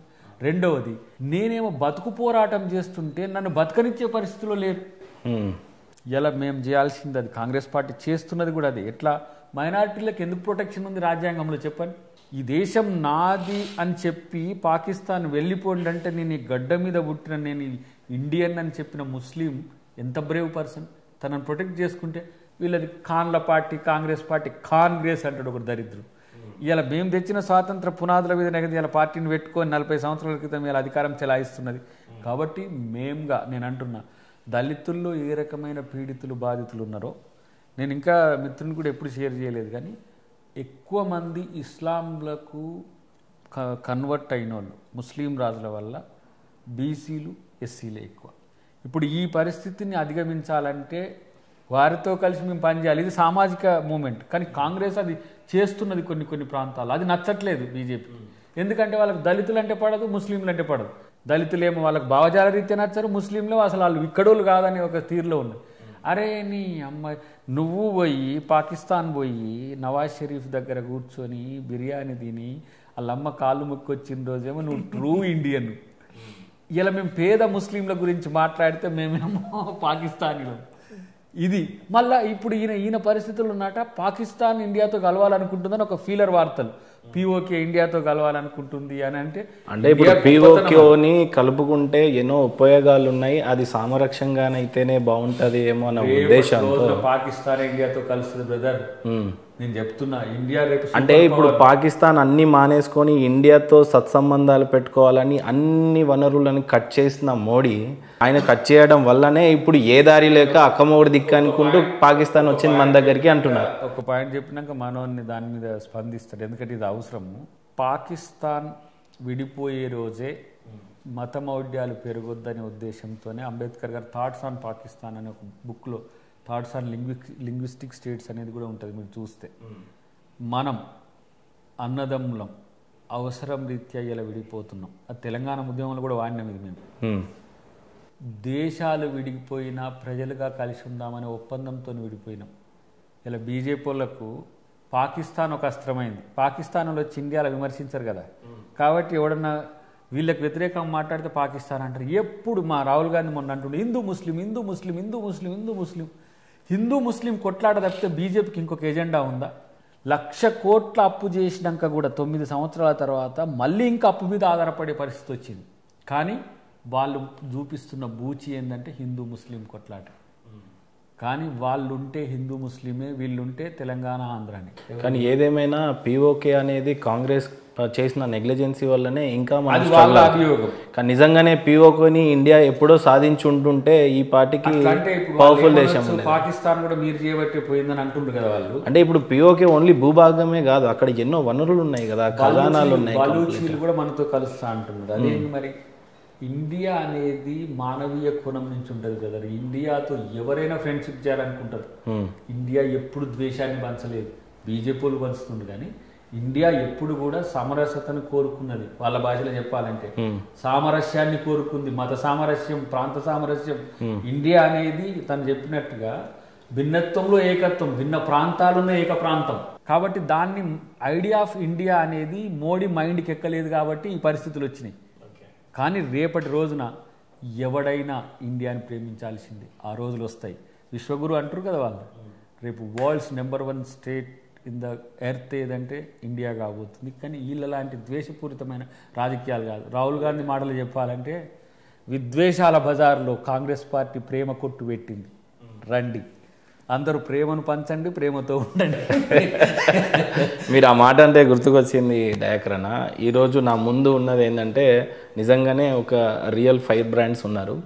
మీరేమో ఇప్పుడు నిజంగా రీల్లో కూడా సినిమా హీరోలు చేయడానికి నిజంగానే హీరోగా మారిపోయారు. ఫెరోజ్ భాయ్ ఫిట్నెస్ చూస్తే నిజంగానే హీరోలా ఉన్నారు. సో ఇద్దరు హీరోలు నా ముందు ఉన్నారు. కానీ ఈ ఇద్దరు హీరోల ప్రేమ కహాని కూడా ఎంత బాగుంది అని అంటే, మీరేమో లవ్ మ్యారేజ్ చేసుకున్నారు. అన్న మ్యారేజ్ ఎట్లా చేసుకున్నాడు ఫెరోజ్ భాయ్ అంటే, ఏకంగా బుల్లెట్లన్నీ గాయాలతో ఉన్నప్పుడు ఏదో విన్నాను నేను. ఆ స్టోరీ అయితే పూర్తిగా వినలే ఫెరోజ్ అన్నది. చాలా ఎక్స్ట్రీమ్ లవ్. ఓకే ఫెరోజ్ భాయ్ అంటే నేను అంటే మీరు చాలా ఇంటర్వ్యూలలో చెప్పుంటారు కావచ్చు, కానీ నేనైతే లాస్ట్ టైం చాలా ఫైరీ ఉండే. సో ఈసారి ఇద్దరు హీరోలు ఉన్నారు కాబట్టి ఈ హీరోల లవ్ స్టోరీస్ ఫస్ట్ మీతో స్టార్ట్ చేద్దాం. నా భార్య లైలా ఫస్ట్ నా ఫ్రెండ్, అండ్ నాకు చాలా ఫ్రెండ్స్ ఉండేది. సో లైలా నాతో లవ్లో పడింది. ఓకే. అండ్ నాకు చెప్పింది ఐ లవ్ యూ అంటే నేను ఆలోచిస్తా.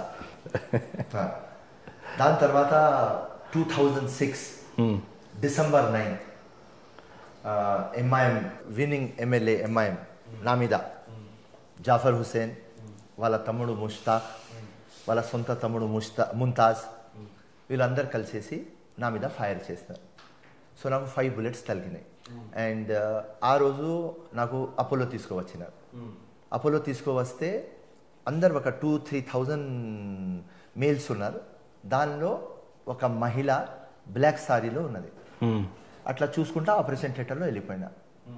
మళ్ళీ 3 days తర్వాత కాన్షియస్ వచ్చిన తర్వాత చూస్తే అదే సేమ్ బ్లాక్ సారీలో ఉన్నది. సో అట్లా ఇట్లా బ్లాక్ సారీలో చూస్తేనే మా అమ్మ అంటుంది, పాపం 3 days నుంచి నాతోనే ఉన్నది పోలేదు. అరే రే రే రే రే మనసు ఇవ్వాలి రాబాయ్ అంటే అప్పటి వరకు యాక్సెప్ట్ చేయని లవ్ ఇక. Okay right. మనసు ఒక్కటిస్తే పోలా, ప్రాణం పోతుంది, బతికినాం, హార్ట్లో బుల్లెట్ వచ్చింది. ఓకే ఈ అమ్మాయి నచ్చింది. న్యూ లైఫ్ కు న్యూ లవ్. అరే వా లవర్ బై లవర్ బై. ఆ రోజు డిసైడ్ అయిపోయినా. ఆ రోజు మాట్లాడలేకపోతున్నా, బెడ్లో ఉన్నా, మొత్తం బ్లాస్ట్ అయింది, ఇంత ఫేస్ అయింది, మొత్తం ప్లాస్టిక్ సర్జరీ కూడా అయింది. సో అప్పుడు మనసులో అనుకున్నా ఈ అమ్మాయితో పెళ్లి చేద్దాం. అండ్ దాని తర్వాత రికవర్ అయిన తర్వాత కూర్చోపెట్టి క్లియర్ కట్ అన్నా, కొద్దిగా పిచ్చి నేను, ఏదో విప్లవం ఉన్నది, రైట్, లాస్ట్ జనంలో ఇంకా జనంలో ఒక యోద్ధ, కంట్రీ కోసం ఫైట్ చేస్తా, కొద్దిగా మెంటల్ ఉంది, భరించు, సీదా నాకు తిక్కుంది, లెక్క కూడా ఉంది. సో పూరా హీరో అయిపోయాడు దయాకరణ. ఆయనకు తెలుగు సరిగా అంటే కొంచెం దేవులాడతాడు పదాలు.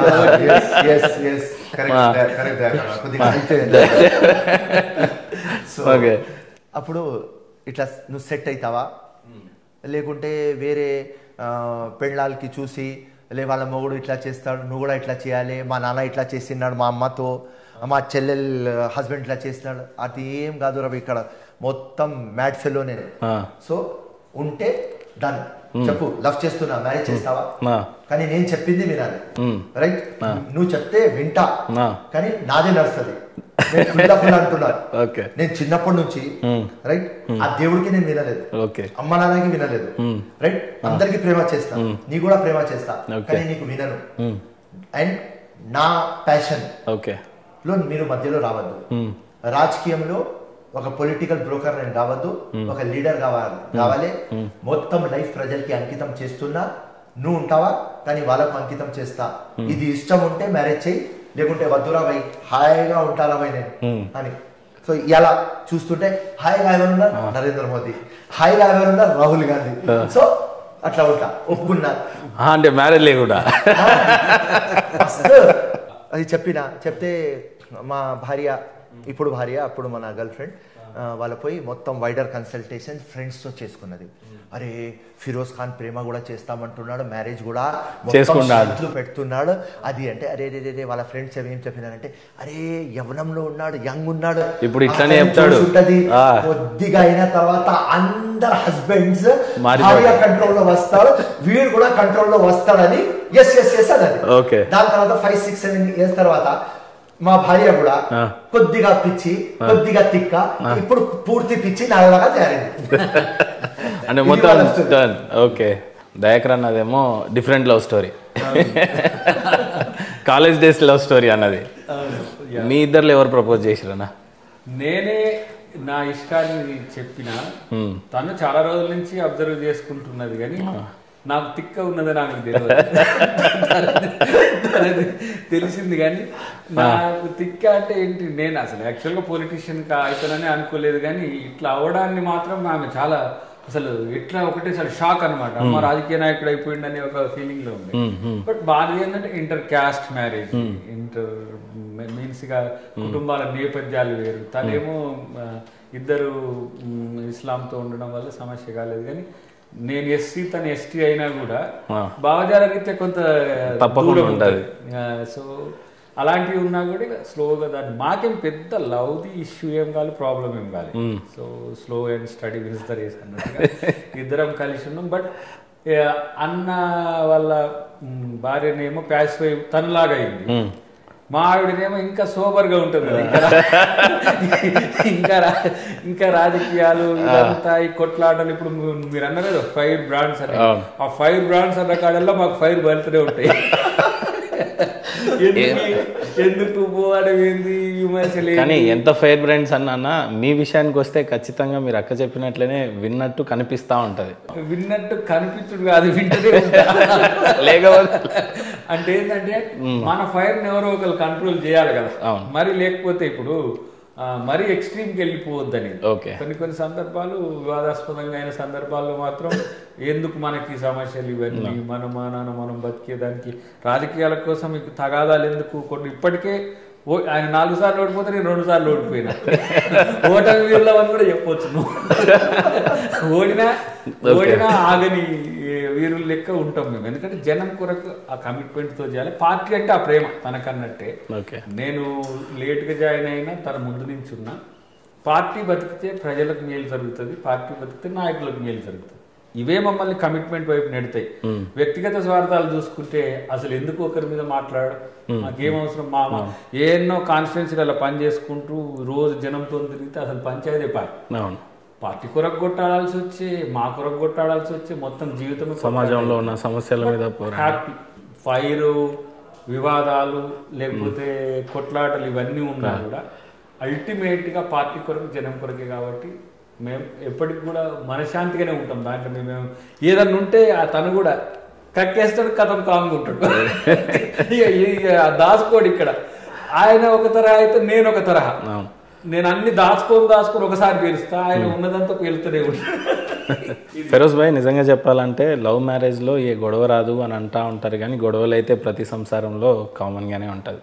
ఎప్పుడైనా హై లెవెల్ గొడవ అయిపోయి దూరంగా వెళ్ళిపోదాము అన్నంత దాకా దూరం ఎప్పుడన్నా వచ్చిందా? ఎందుకంటే మొత్తం హై లెవెల్ చూసిన, ఎందుకంటే మీ లైఫ్లో వ్యక్తిగతంగా ఎట్లుంటుంది అని అంటే మీకెంత ప్రాబ్లం ఉంటుందో, అంటే అటాక్స్ అవ్వచ్చు, ఏమన్నా అవ్వచ్చు, అట్లా ఫ్యామిలీ మీద కూడా ఉంటుంది. గతంలో కూడా మీ ఇంట్లోకి వచ్చి మరి కాల్పులు జరిపిన సంఘటనలు ఉన్నాయి. సో ఈయనతో మనకి ఎందుకు వచ్చిన గోల, ఈయన మీద జరిగే అటాక్ల వల్ల నేను పోవచ్చు, ఏదన్నా అవ్వచ్చు అని అట్లా ఎప్పుడన్నా భయపడిన క్షణాలు ఉన్నాయి? ఎందుకంటే నా కోర్ట్షిప్ అంటే లవ్ స్టార్ట్ అయినప్పుడు ఈ దాని ముందు ఫ్రెండ్ ఉన్నప్పుడు ఈ మొత్తం చూస్తుంది మా భార్య, మళ్ళీ లవ్ అయినప్పుడు మొత్తం చూసుకున్నది. సో నా భార్యకి ఒక హీరో అంటే చాలా ఇష్టం. ఓకే, బాహుబలి, KGF అంటే ఎంత ఇష్టం. నిన్న మొత్తం ఫోన్ చేసి నాకు భార్య నాకు ఎప్పుడు అడగదు పఠాన్ టికెట్ కావాలి అంటుంది. పోయి చూస్తుంది, ఎట్లా ఉన్నది అమ్మ పఠాన్ అంటే, ఏం లేదు ఫాల్తూ మూవీ అన్నది. సో అట్లా ఇప్పటి నుంచి నా భార్యకు ఆ డాన్ టైప్ క్యారెక్టర్ ఇష్టం. అండ్ నాకు బలం ఏమంటే మా ఫాదర్, నా మదర్, నా భార్య ముగ్గురు భయపడరు. ఇప్పుడు మా అమ్మకు నువ్వు పోయి ఇట్లా ఫిరోజ్ ఖాన్ జైలుకి పోయినాడంటే అరే రే మంచిగా అక్కడ కూర్చుంటాడో, జైలర్కి కానీ సూపరింటెండెంట్కి గీతా ఉపదేశం చెప్పి వాళ్ళ టేబుల్ని అన్నం తిని వస్తాడరా భయ్ హాయిగా, నో ప్రాబ్లం అంటారు.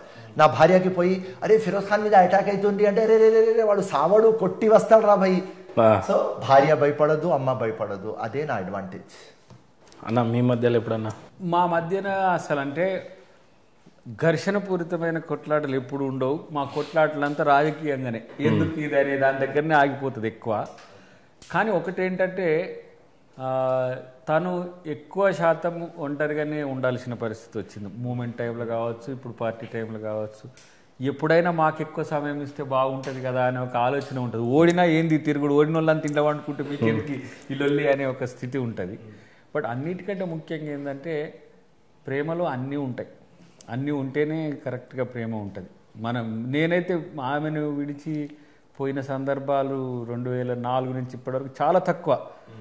హచ్ కుక్క లెక్కనే నేను ఏడుంటే ఆమె ఉంటుంది, ఆమె ఏడుంటే రాజకీయాలు మినాయిస్తే ఎవ్రీ డే ఎవ్రీ టైం అసలు వేరే అసలు పోవడం కూడా ఉండదు. నేను వేరే పోయినా కూడా నాతో వస్తూనే ఉంటుంది ఎక్కడికి పోయినా, వేరెవర్ యూ గో. కానీ నాకు ఒక్కటైతే తన విషయంలో బాధ అనిపించింది ఏంటంటే తనకు ఇష్టమైన కూతురు చనిపోయినప్పుడు అలా బాధ చూస్తే మాత్రం నేను అప్పుడు కన్సోల్ చేయలేకపోయినా. నేను మూవీ దాంట్లో డబ్బింగ్ అవి ఉన్న అప్పుడు అసలు పోదాం అనుకున్నా. కానీ వాళ్ళ ప్రేమ అప్పుడు వీళ్ళిద్దరి మధ్యన ఉన్న ప్రేమ అప్పుడు అర్థమైంది అసలు. అంటే ఎంత డాషింగ్గా ఉండే, ఎంత హీరోయిక్గా ఉండే హ్యూమన్ నేచర్ అయినా తనకిష్టమైన నలిగిపోతాం అన్న, ఇంకా అప్పటికే అది చూసి తట్టుకోలేము. ఇంకా అది వీళ్ళలో love angle, another side love angle నాకు అప్పుడు బాగా అనిపించింది. ఎంత మానవీయంగా ఉంటారు అని, ఒక మ్యాన్లీగా కూడా మీన్స్ ఒక తను ఫీల్ అయిన తీరు, ఆ రోజు ఎక్స్ప్రెస్ చేసిన తీరు కూడా నాకు కలిసి వేసినట్టు అనిపించింది. ఎందుకో అయ్యో ఇట్లా జరిగే కదా, మంచోనికి ఇట్లా జరిగే ఏంటి అని ఒక ఫీల్ ఉండే. ఫిరోజ్ భాయ్ ఇంటర్వ్యూ మొత్తంలో కూడా ఆ ఒక్క టాపిక్ చాలా సున్నితమైంది కాబట్టి టచ్ చేయకూడదని అనుకున్నా. కానీ రీసెంట్గా నేను లైలా మేడం పోయి డిగ్రీ తీసుకుంటున్నప్పుడు, లండన్లో డిగ్రీ అయిపోయింది, గ్రాడ్యుయేట్ పట్టా తీసుకుంటున్నప్పుడు అందరు వచ్చి వాళ్ళ కూతుర్లు తీసుకొని వెళ్ళిపోతూ ఉంటే ఎదురుగా పేరెంట్స్ కూర్చొని ఎంజాయ్ చేస్తూ ఉన్నారు, అంటే జీవితంలో ఏదో సాధించింది. కానీ ఇక్కడ విషయానికి వచ్చేస్తే ఫిరోజ్ భాయ్ విషయంలో లైలా ఖాన్ మేడం గారు ఒక్కడే వెళ్ళి ఏడ్చుకుంటా స్టేజ్ ఎక్కేసి ఏడ్చుకుంటానే పట్ట తీసుకొని ఏడ్చుకుంటానే కిందకి దిగిపోయింది. ఆ తర్వాత అసలు ఎట్లా హ్యాండిల్ చేశారు ఫిరోజ్ భాయ్? నేను ఎప్పుడు ప్రతి ఒక్కసారి తానియా లేనప్పటి నుంచి లైలాకు చెప్పేది ఒకటి, గ్రేటర్ కాజ్ కోసం తానియా చనిపోయింది, తానియా బతికి ఉండాలి అంటే ప్రతి ఒక్క అమ్మాయిలో నువ్వు తానియా చూడాలి. ఆర్గనైజేషన్ పెట్టింది, దానిలో ఇవాళ దాకా 6 months అయింది. 70 బీద స్టూడెంట్లకు ఎడ్యుకేషన్ ఇస్తుంది లైలా. గ్రేట్ అన్న. ఇట్లాంటి దానిలో సోషల్ కాజ్ దానిలో లైలాకి బిజీ పెడుతున్నాం. లేకుంటే ప్రతి ఒక్కసారి ఇవాళ కూడా నేను లాస్ట్ టైం కూడా ఛానల్లో చెప్పినా, ఇప్పుడుగా చెప్తున్నా, మా ఇంట్లో ఇంకా నా భార్యకు వచ్చిన పరేషాని నా ఎనిమికి రావద్దు. ఎందుకంటే ఆ లోతు ఎవరు భరించలేరు. ఇవాళ కూడా రాత్రి 3 days ముందు మా దగ్గర చిన్న పెట్ డాగ్స్ ఉన్నారు. 3 o'clock వాళ్ళు బార్క్ చేస్తున్నారు. ఎందుకు చేస్తున్నా అని నేను పోయి చూస్తే లైలా ఏడుస్తున్నది, బ్లాంకెట్ వేసుకొని ఏడుస్తున్నది. నేను వచ్చి వాట్ హ్యాపెండ్ అంటే, తానియా గుర్తుకు వస్తుంది, నువ్వు పవర్ఫుల్ కదా ఫిరోజ్, నువ్వు దేవుడికి ఇంత పనులు చేసినావు కదా, ఇంత బీదోళ్ళకి చేసినావు కదా, దేవుడు నీ మాట వింటారని చెప్పినావు కదా, ఇప్పుడు దాకా దేవుడికి నువ్వు ఎలక్షన్ గెలిపించు అని నువ్వు దేవుడికి అడగలేదు కదా, నాకు తానియా తెచ్చిపెట్టు. సో ఆ ప్రశ్నకి ఈ లోకంలో సమాధానం లేదు. 1 గంట లేలాకి సంలాయించుకొని పండుకో అని 4:30 దాకా అక్కడ కూర్చున్నా. మళ్ళీ పొద్దుగాల 7 o'clock నుంచి మన వర్క్ ఉంటుంది, మన కమిట్మెంట్లు ఉంటాయి. భార్య ఏడ్చింది పండుకుంటుంది, కానీ మనకు కమిట్మెంట్లు ఉంటాయి. సో ఇట్లాంటి సిచ్యువేషన్ ఎవరికి రావద్దు. సో దానికోసం నేను లేలాకి కంటిన్యూస్ చెప్తున్నా, అవేర్నెస్ ప్రోగ్రామ్ పెట్టండి ఈ యాక్సిడెంటల్ డెత్ మీద, రైట్? అందరికీ ఇలా మళ్ళీ మీ ఛానల్ ద్వారా చెప్తున్నా, సీట్ బెల్ట్ పెట్టండి, హెల్మెట్ వేసుకోండి, డ్రింక్ అండ్ డ్రైవ్ చేయకండి. ఎక్కడైనా పోవాలి అంటే 1/2 hour ముందు బయలుదేరండి. మీరు చనిపోతే మీ పేరెంట్స్కి పెద్ద లాస్, మీకు ఫస్ట్ లాస్. మీ పేరెంట్స్ మర్చిపోరు. ఇప్పుడు మా ఇంటికి రండి, రైట్? అంత సుకూన్ ఉన్నది. నేను ఎలక్షన్ ఓడిపోయినా నో ప్రాబ్లం, నా దగ్గర తక్కువ డబ్బులు ఉన్నాయి నో ప్రాబ్లం, కానీ ఎక్కువ ప్రేమ ఉన్నది. మా పాప ఉన్నది, కానీ అలా లేదు. ఆ లోతు ఎవ్వరు భరించలేరు, నోబడీ కెన్ కాంపన్సేట్. సో అట్లాంటి సిచ్యువేషన్తో మేము పోతున్నాం, కానీ లేలాకి డే బై డే స్ట్రాంగ్ చేస్తున్నాం, మోటివేట్ చేస్తున్నాం. చూసినావా ఎంత ఫైర్తో మొదలు పెట్టినావు కదా. ఈ వాటర్ అంటే ఫైర్ బ్రాండ్ అని ముందు అన్నావు కదా, అంటే ఇటువైపు వాటర్ ఏరియా కూడా వచ్చింది కదా. కాబట్టి మనిషిలో డిఫరెంట్ షేడ్స్ ఉంటాయి. మనిషిలో ప్రతి ఒక్కరిలో తను అంత కొట్లాడుతూ కూడా ఇంత బాధను దిగమింగుకుంటున్న పరిస్థితి ఉన్నది. బట్ ఏది ఏమైనా that's the very saddest moment in his life. బాగా బాధ కల్పించే విషయం ఏంటంటే అన్న, రాత్రి ఏడ్చి పడుకుంటా ఉన్నా కూడా పొద్దున్న కర్తవ్యాన్ని గుర్తు చేసుకొని ప్రజల కోసం వెళ్ళిపోవటం అనేది అది. అండ్ మ్యారేజ్లో ఏముంటుంది అంటే, ఫస్ట్ భార్య క్వాలిటీ టైం అడుగుతుంది. క్వాలిటీ టైం ఇచ్చిన తర్వాత క్వాంటిటీ ఇస్తలేవు. సో క్వాలిటీ క్వాంటిటీ ఇవ్వాలి. అండ్ ప్రతి ఒక్క భార్య కొట్లాడుతుంది, ఆ కొట్లాడితేనే లవ్ ఉంటుంది. ఏ రోజు భార్య కొట్లాడదు అనుకో, ప్రేమ వెళ్ళిపోయింది, సంబంధం లేదు. కానీ అన్న ఒక విషయం గుర్తించిరా మీరు, కోఇన్సిడెంట్స్ ఏమున్నాయంటే ఇద్దరు లైఫ్లో లవ్ మ్యారేజ్లు ఉన్నాయి. ఇద్దరు లైఫ్లో ఓడిపోయిన క్షణాలు ఎక్కువగా ఉన్నాయి. ఓడిపోయిన యోధుల్లాగా ఉన్నారు, ఓడిపోయి దెబ్బతిన్న సింహంలాగా కూడా ఉన్నారు. కానీ కామన్ కలుపుతారు, కానీ ఆగకుండా అయితే ఎలా పోతున్నారంటే ఎవ్రీడే ఒక ఫ్రెష్ స్టార్ట్, ఫ్రెష్ గోల్ కోసం అయితే వెళ్తా ఉన్నారు. అదే కదా లైఫ్. వాస్తవం చెప్పాలంటే కంపారిజన్. ఇప్పుడు నువ్వేమో రాజకీయ డిబేట్ చేస్తున్నావు, నేను కంపారిటివ్ స్టేట్మెంట్స్ ఇస్తున్నా. ప్రతి వ్యక్తిలో ఉండే, రాజకీయ నాయకుల్లో ఉండే ఒక ఏమంటారు సానుకూలతలు, దాంతో పాటు ఇప్పుడు ఒక coolest person of the Congress పార్టీని తీసుకోండి. తన లైఫ్లో కూడా సాడ్నెస్, ఫైర్ ఒక తీరుగా ఉంటుంది. ఎట్ ద సేమ్ టైం జనం కొరకు కొట్లాడే తపన ఒకటి దాగి ఉంటుంది. అంటే మిగతా పార్టీ నాయకుల్లో ఉండదా లేదా అంటే వాళ్ళది ఎక్కడ కూడా బయటపడరు. ఎవరు వచ్చి బయట మాట్లాడేది ఉండదు. అది కుక్కుడు, పైన కుక్ చేస్తారు, కింద తినేస్తారు, ఇంతే లీడర్ చెప్పినట్టు. కానీ ఇక్కడ డిఫరెన్స్ ఉంటుంది, మల్టిపుల్గా ఉంటుంది. కాంగ్రెస్ పార్టీ లీడర్షిప్లో కూడా నీకు భిన్న వైరుధ్యాలు ఉన్న లీడర్షిప్, భిన్న అభిప్రాయాలు ఉండే లీడర్షిప్ కాంగ్రెస్ పార్టీలో ఉంటుంది. Not even Telangana, rest of the India మనం తిరుగుతున్న క్రమంలో ఇప్పుడు భారత్ జోడో యాత్ర కనుక మీరు ఫాలో అయితే ఎన్ని రకాల వ్యక్తులు, ఎన్ని రకాల భావజాలాలు, ఎంతమంది నిజంగా యూనిటీ ఇన్ డివర్సిటీ అని కాంగ్రెస్ పార్టీలో తెలుస్తుంది. వీళ్ళే ఒకవైపే చూడు, ఒకవైపే చూడు, వాడు అదే తప్పితే ఇంకొక వైపు చూడడు. ఇప్పుడు ఇక్కడ బీఆర్ఎస్ కూడా దేశవ్యాప్త రాజకీయాలు అంటారు, కానీ వీళ్ళు తెలంగాణ రాజకీయాలను వదిలేసి జాతీయ రాజకీయాలు ఎట్లా చేయాలనో వాళ్ళకి అర్థం కావట్లేదు. కానీ మీరు మాట్లాడుతుంటే ఒక విషయం ఏమనిపిస్తుంది అంటే దయాకరణ, లైఫ్లో ఎప్పుడైనా ఇంత పెద్ద నాయకుడు అవుతారని, కానీ ఈరోజు ఇద్దరు కూడా స్టేట్ లీడర్ లాగా ఎదిగిపోయినారు. అంటే నాంపల్లి కాన్స్టిట్యున్సీకే పరిమితం అయి పొద్దున్నే తిరిగినా బాగుండేది ఫెరోజ్ భాయ్, కానీ పొద్దున్న లేచి ఏడన్నా ఒక మర్డర్ జరిగినా అటెండ్ అవుతాడు, రేప్ జరిగినా అటెండ్ అవుతాడు, సమస్య వచ్చినా అటెండ్ అవుతారు. మీరు పొద్దున్న లేస్తే డిబేట్లో టీవీ మీద కనిపిస్తున్నారు. మొత్తానికైతే లైఫ్ ఎట్లా అయిపోయిందంటే పబ్లిక్ అయిపోయింది. ఇప్పుడు ఫెరోజ్ అన్నది లైఫ్ ఎట్లుండే అంటే, ఇన్ స్టార్టింగ్ ఎప్పుడన్నా ఫెరోజ్ భాయ్ అనుకున్నారా మీరు? అంటే నేను ఆ పదం ఎలా చెప్పాలంటే, మీ స్టైల్లో చెప్పాలంటే చిచోరా స్టైల్ ఉండే మీది. కొట్టాలా, కొట్టించుకోవాలా, ఆడిని కొట్టి జైలుకి పోవాలా. ఒక సంఘటనలో మొన్న పంచుకుంది ఏంటంటే, ఒకడిని కొట్టి జైల్లోకి పోయిన తర్వాత బయటికి వచ్చిండు. బయటకు వచ్చి ఇంటికి పోవాలి కదా, అదేదో జరిగిందని మళ్ళా పోయి వాడిని కొట్టిండు, మళ్ళీ తీసుకొచ్చి బొక్కలేసారు. సో ఫిరోజ్ భాయ్ ఎప్పుడన్నా అనుకున్నారా ఇట్లా చిచోరా లాంటి లైఫ్ నుంచి ఒక నిజంగా రాజకీయ నాయకుడు మీలో ఇంత మంచితనం అనేది వస్తుందని అప్పుడు అనుకున్నారా? మంచితనం అని వస్తుంది అని నమ్మినా, ఎందుకంటే అప్పుడు కూడా మంచిగానే ఉన్నా. కానీ బ్రేక్ ద లా చేసేది. ఇప్పుడు కొద్దిగా మెచ్యూర్ అయినా, బెండ్ ద లా చేస్తున్నా. ఓకే, అంతే చేంజ్ వచ్చింది. కానీ రాజకీయంలో వస్తా అని నాకు తెలియదు.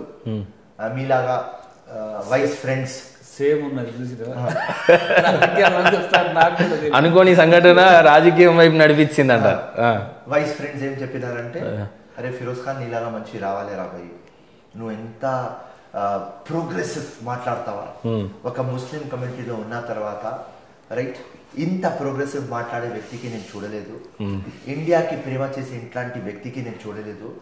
నువ్వు లాగా మంచి, మీలాగా మంచి రావాలి అని మీలాగా ఫ్రెండ్స్ చెప్తే, అండ్ దాని తర్వాత మెయిన్ పర్సన్ నా లైఫ్కి టర్న్ చేస్తానంటే గౌతమ్ సాంగ్, ఎక్స్ డీజీపీ ఆంధ్రప్రదేశ్. ఆయన నా వెస్ట్ జోన్ డీసీపీ ఉన్నాడు. ఆయన నాకు పిలిపించి, అప్పుడు నా రౌడీ షీటర్ ఉన్నది, నా మీద 16 కేసెస్లు ఉన్నాయి. ఆయన కూర్చోపెట్టి, you are so intelligent, you are so good looking, you are so wise, so progressive, Hindustan అని చెప్తావా? మా ఎస్ఐ ఇంకా మా సర్కుల్ చెప్తున్నది, సార్ ఒకసారి వాళ్ళకి కూర్చోపెట్టు, మాట్లాడు, ఎంత ఇంటెలిజెంట్ ఫెలో సార్, ఎంత విజన్ ఉన్నది, అమ్మ పిచ్చోల్లాగా చేస్తున్నాడు సార్ అంటే, ఆయన డీసీపీ మాట్లాడి, your rowdy sheeter is thinking, నీలో ఫ్యూచర్ చూస్తున్నా, నీలో ఒక స్పార్క్ ఉన్నది, దానికి ఫైర్ లో బిల్డ్ చేయి, కన్వర్ట్ చేయి, లైట్లో కన్వర్ట్ చేయి. నేను చెప్తున్నా ఫ్యూచర్, నువ్వు పార్లమెంట్లో ఉంటావా, నేను వచ్చి నీకు సల్యూట్ కొడతా అన్న. ఒక రౌడీ షీటర్ కి కూర్చోపెట్టి ఆయన ఏమంటున్నాడంటే, నువ్వు పార్లమెంట్ కి పోతావా, నేను సల్యూట్ కొడతా. అంటే ఒక దొంగలో కూడా వాల్మీకి చూసినట్టే ఉంది అది కాదన్నా. అప్పుడు నాలో ఒక చేంజ్. ఆయన ఏమన్నాడంటే, Firoz, you know what is your name? Tiger Firoz Khan. You know what is tiger? Tiger ఒక animal. What is human being? Superior to tiger. Okay. So you have to be tiger. So human being, not tiger. Tiger evolve కాదు, change కాదు, పుట్టినప్పటి నుంచి చనిపోయేదాకా అట్లనే ఉంటాడు, transformation రాదు. కానీ మనిషి అంటే మంచోడు చెడ్డోడు అవుతాడు, చెడ్డోడు మంచోడు అవుతాడు, చిన్నోడు గ్రేట్ అవుతాడు. ఆ క్వాలిటీ మనిషిలో ఉన్నది. So I don't want that tiger Firoz Khan, I want this దేశ్భక్త్ ఫిరోజ్ ఖాన్. ఓకే రైట్, అక్కడ నుంచి చేంజ్ వచ్చింది. అండ్ ఇలా మీ ముందు ఉన్నాము. అసెంబ్లీకి పోయేటప్పుడు ఖచ్చితంగా మీరు డీజీపీ సాబ్ని అయితే ఖచ్చితంగా మీరు కలవాలి, గౌతమ్ సాంగ్ గారిని కలవాలా. అంటే ఆయన టోటలీ చేంజ్ చేసినట్టే మీ లైఫ్ని ఆ కొన్ని డైలాగ్స్తో. లాస్ట్ టైం అయినా ఒక పెళ్లిలో కలిస్తే చెప్పిన, గౌతమ్ సాంగ్ భార్య పక్క ఉంటే, అక్క నాకు చేంజ్ చేసింది మీ హస్బెండ్ అంటే, గౌతమ్ సాంగ్ గారు ఏమంటారు, I just suggested him, he had that spark. అరే వా, ఇంటలెక్చువల్ కాబట్టే వాళ్ళు డీజీపీ స్థాయిలో ఆ స్థాయిలో వెళ్ళుంటారు. సో ఖచ్చితంగా మీరు పార్లమెంట్కి కానీ అసెంబ్లీకి కానీ పోయే రోజు ఖచ్చితంగా రావాలి. గౌతమ్ సాంగ్ గారు వచ్చి నిజంగానే సైలీడ్ కొట్టాలని ఆశిద్దాం అన్న. మీ విషయానికి వచ్చేస్తే ఫైనాన్షియల్గా అంత స్ట్రాంగ్గా లేదు, ఏదో చాలని లైఫే, మిడిల్ క్లాస్ ఫ్యామిలీయే. కానీ ఈరోజు ఇంత దాకా లీడ్ చేయడం, 2 సార్లు ఎమ్మెల్యేగా నిలబడటం, అది జస్ట్ కొద్దిపాటి అంచుల్లో పోవటం. సో ఇదంతా అంటే అసలు నేను రాజకీయాల్లోకి వస్తా అని నేను అనుకోలేదు. అది ఎక్కువ social service base. Telangana movement నన్ను చేంజ్ చేసింది, లీడర్గా చేసింది. బట్ మనీతో నాకెప్పుడు అంతగా అవసరం రాలే. అంటే జనమా ధనమా అంటే జనమే నా ధనమైంది. ఎక్కడ కూడా మనీ అవసరం రాలేదు. నేను అంటే సంపాదిస్తే డబ్బు వస్తుండే, పని చేస్తే జనం వచ్చిండ్రు. జనమే ధనం అని అందుకంటుంటా. ఇంకోటి, ధనవంతులకు కూడా మా అంత జనబలం లేదు. జనం కొరకు కొట్లాడితే వాళ్ళు ఇచ్చే గౌరవం ఏ స్థాయిలో ఉంటుందంటే ఎక్కడికైనా తీసుకుపోతారు జనం కొరకు కొట్లాడితే. కాబట్టి ఎలా ధనవంతులైనా, ఇప్పుడు ఎవరు మన మోతీలాల్ నెహ్రూ కానీ, జవహర్లాల్ నెహ్రూ కానీ, అంత ధనమున్నా జనం కొరకు ఎందుకు అంత వెంపర్లాడిండ్రు? జనం యొక్క స్వాతంత్రం కొరకు ఎట్లా ఎందుకు కొట్లాడిండ్రు? గాంధీ సౌత్ ఆఫ్రికా పోయి చదువుకుంటానికి పోయి ఆ వివక్షను ఎదుర్కోలేక వచ్చి మళ్ళీ దేశ స్వాతంత్రం కొరకు ఎందుకు పోరాడిండ్రు? ఇప్పుడు వేల కోట్ల మంది మీ ముందు ఎంతమంది కనపడుతుంటారు? దాంట్లో మీకు ఒక ఫిరోజ్ ఖాన్ కనబడుతుండా, వాళ్ళలో ఒక అద్దెకి దయాకర్ కనబడతాడా? బాగా చెప్పారు. మా చుట్టుపక్కల ఉన్న వాళ్ళు కూడా అన్న మనోనికి 1000 కోట్లు ఉన్నాయి, మనోనికి 2000 కోట్లు ఉన్నాయి అని చెప్తుంటారు. ట్రూలీ ఇన్స్పైర్ ఫర్ యంగ్స్టర్స్ అన్న మీరు చెప్పిన. నేనేమంటున్నా అంటే నీ దగ్గర ఉన్న 1000 రూపాయలు 1000 కోట్లు 100 రూపాయలు పరులకు ఉపకారం చేసినప్పుడు దానికి ఔన్నత్యం వస్తుంది. ఇప్పుడు ఇవన్నీ బంద్ చేసి నేను ఒక బిజినెస్ చేసుకుంటే ఆ 1000 కోట్లు సంపాదించుకోలేనా? నేను just left out the politics. మాకేం తక్కువ, నేను నా స్టడీలో డాక్టరేట్ ఉన్నా, నేను నా కంప్యూటర్ సైన్స్ గ్రాడ్యుయేట్ను, నేను LLB గ్రాడ్యుయేట్ను, ఎంకామ్ గ్రాడ్యుయేట్ను, ఏ ఒక్క వృత్తి చేసుకోలేనా? ఖచ్చితంగా పనికిరాని దద్దమ్మగాళ్ళే ఇంత సంపాదించిన అంటారు. సంపాదన మా లక్ష్యం అయితే ఇంకొకడు మా దరిదాపులో కూడా రాలేడు, కానీ జనం మా లక్ష్యం. ఇలా కాంగ్రెస్ పార్టీలో ఉండొచ్చు, నిన్న సామాజిక ఉద్యమాలు ఉండొచ్చు, మొన్న తెలంగాణ మూమెంట్లు ఉండొచ్చు. సంపాదిస్తారు. సంపాదించినప్పుడు మళ్ళీ ఇంకో క్వశ్చన్ వేస్తావు, నువ్వు మమ్మ రాజకీయాలు చేసుకుంటారు ఇట్టెట్ట సంపాదించడం అన్న, ప్రజల్ని ఏమైనా దోచుకున్నావా అని నువ్వు అడగొచ్చు. కానీ ఎట్లా సంపాదిస్తానో చెప్తా నీకు. లీగల్గా సంపాదన కూడా ఇంకొకరు ఈర్చపడేటట్టు చేసుకోవచ్చు. ఓకే. కాబట్టి చాలామంది ఏమంటారంటే సంపాదనే ముఖ్యమని అంటారు. సంపాదించుకునే రోజులు ఎప్పుడు ఎండ్ ఆఫ్ ద డేస్ కూడా సంపాదించుకోవచ్చు, కానీ ప్రజల కొరకు పని శక్తి ఉన్నప్పుడు చేయాలి. అయితే ఒక క్వశ్చన్ ఏంటంటే అన్న, ఫైనలీ మీ ఫేవరెట్ హీరో ఎవరన్నా? అసలు ఫేవరెట్ నా హీరో యాక్చువల్లీ నేనే, నాకు హీరో. నేను ఈ విషయం ఎందుకు అడిగినా అంటే, ఫస్ట్ దయాకర్ అన్ననేమో నిజంగానే ఇప్పుడు హీరో కాబోతున్నాడు కాబట్టి, సో మీ దోస్త్ మీ పక్కన ఉన్నాడు ఆడ, అంటే యాక్ట్ చూసినాకనే ఖచ్చితంగా కావాలి 100% అన్న. దయాకర్ అన్న సూపర్ హీరో కావాలి, మెగా హీరో కావాలి, హంగామా చేయాలి. ఎందుకంటే అది మొత్తం టాలెంట్, కంటెంట్ అన్నీ ఉన్నాయి, మల్టీ టాలెంట్ ఉంది, అన్నీ ఉన్నాయి. అండ్ ఇప్పుడు నేను చూస్తే దయాకర్ అన్నకి ఇట్లా చూస్తే, నేను చిన్నప్పుడు ఇట్లా చూసి ఏమరవై ఈ ఫాల్తూ రజనీకాంత్ సూపర్ హీరో ఎట్లా రా అన్న, ఖుల్లా అంటున్నా. అంటే నాకు అన్న, అరే ఆర్డినరీగా కనిపిస్తాడ్రా కానీ మొత్తం మాస్కి అట్రాక్ట్ అవుతాడ్రా, ఇట్లానే. అబ్బా ఏమన్నా బోల్ చేసిండు ఇట్లానే. ఇట్లాంటి మాటలు చెప్పే మేబీ లైలా మేడం ని పడేసిండేమో అన్న, ఎందుకంటే అక్కడ నుంచి ప్రపోజల్స్ వచ్చినాయి కదా. మీకు కరెక్ట్ చేసిన లైలా లవ్ యూ చెప్పింది, అదే పడేసుకున్నారు కదా మీరు అంటున్నా, ఇలాంటి మాటలు చెప్పే పడేసినారేమో. ఎమోషనల్ కంటెంట్ చూసిన లవ్ లో కూడా. అవును, మనం ఇప్పుడు ఒకవేళ నువ్వు స్క్రీన్ ప్లే రైటర్ అనుకో, ఒక బ్లాక్ శారీ తన వైపు చూస్తూ ఉంటుంది, తను ఒక డెత్ బెడ్ మీద లోపలికి పోతుంది, కళ్ళు మూస్తాడు, ల్యాబ్ సీన్ కట్ చేస్తే మళ్ళీ తను కళ్ళు తెరిచి బయటకు వస్తుంటాడు, మళ్ళీ అదే బ్లాక్ శారీ విత్ లవ్ అని పెట్టుకోవచ్చు. దాంట్లో ఒక ఎమోషనల్ సెంటిమెంట్ కూడా ఉన్నది. సో అదే లైఫ్ లో ఏమంటాము, కోపము, ప్రేమ, ఆవేశము, సమస్యలు ఇవన్నీ కూడా కలగలిపినప్పుడు వాటి సమర్థవంతంగా ఎదుర్కొన్నప్పుడే అయితే మనోళ్ళు ఆ స్పార్క్ అంతా ఉందని గుర్తించిన గౌతమ్ సావంత్ గారు ఎవరైతే నిజంగా కూడా మనము చెప్పాలి, థ్యాంక్ యూ చెప్పాలి, ఇంత మంచి లీడర్ ని ఇచ్చినందుకు. ఇంకా రిడ్రెస్ అవుతాడు. ఇప్పుడు మేము చూసినప్పటికి ఇప్పటికే ఆవేశం తగ్గి ఆలోచన పెరుగుతున్నది తనలో, ఇంకా మెచ్యూర్ అవుతాడు. ఒక మంచి ఒక లీడర్ కావడానికి ఇంకా 2-3 సంవత్సరాలు, ఇంకా ప్రజాప్రతినిధి అయింది అనుకో, మొత్తం షేప్ చేస్తారు, ప్రజలే షేప్ చేస్తారు, బాధ్యతలే షేప్ చేస్తారు. ఇదే యాంగర్ నేను మూమెంట్ టైంలో చూపించేటోళ్ళు, అసలు ఆ రోజు చూసిన బ్యాక్ రీడ్ ఇక్కడ ఇంత ఇంటెలెక్చువల్ గా తయారైంది అనే స్థితి. ఇంటెలెక్చువల్ కాదు, బాధ్యత. ఇప్పుడు మొన్న వెంకరెడ్డి గారిని అనడం వల్ల అందరు ఎందుకు నా మీద కొంత ఒక సెక్షన్ అంతా నన్ను ఎందుకు వ్యతిరేకించరు, దయాకర్ ఇట్లా మాట్లాడకూడదు కదా, ఎందుకు ఇంత భ్రష్ట్ అయ్యారు అనేది అప్పుడు రికన్సిలియేషన్ ఉంటుంది. బట్ మనోడు మాట్లాడేది ఫెరోషియస్ గా చెప్తాడు, వాస్తవాలు చెప్తాడు.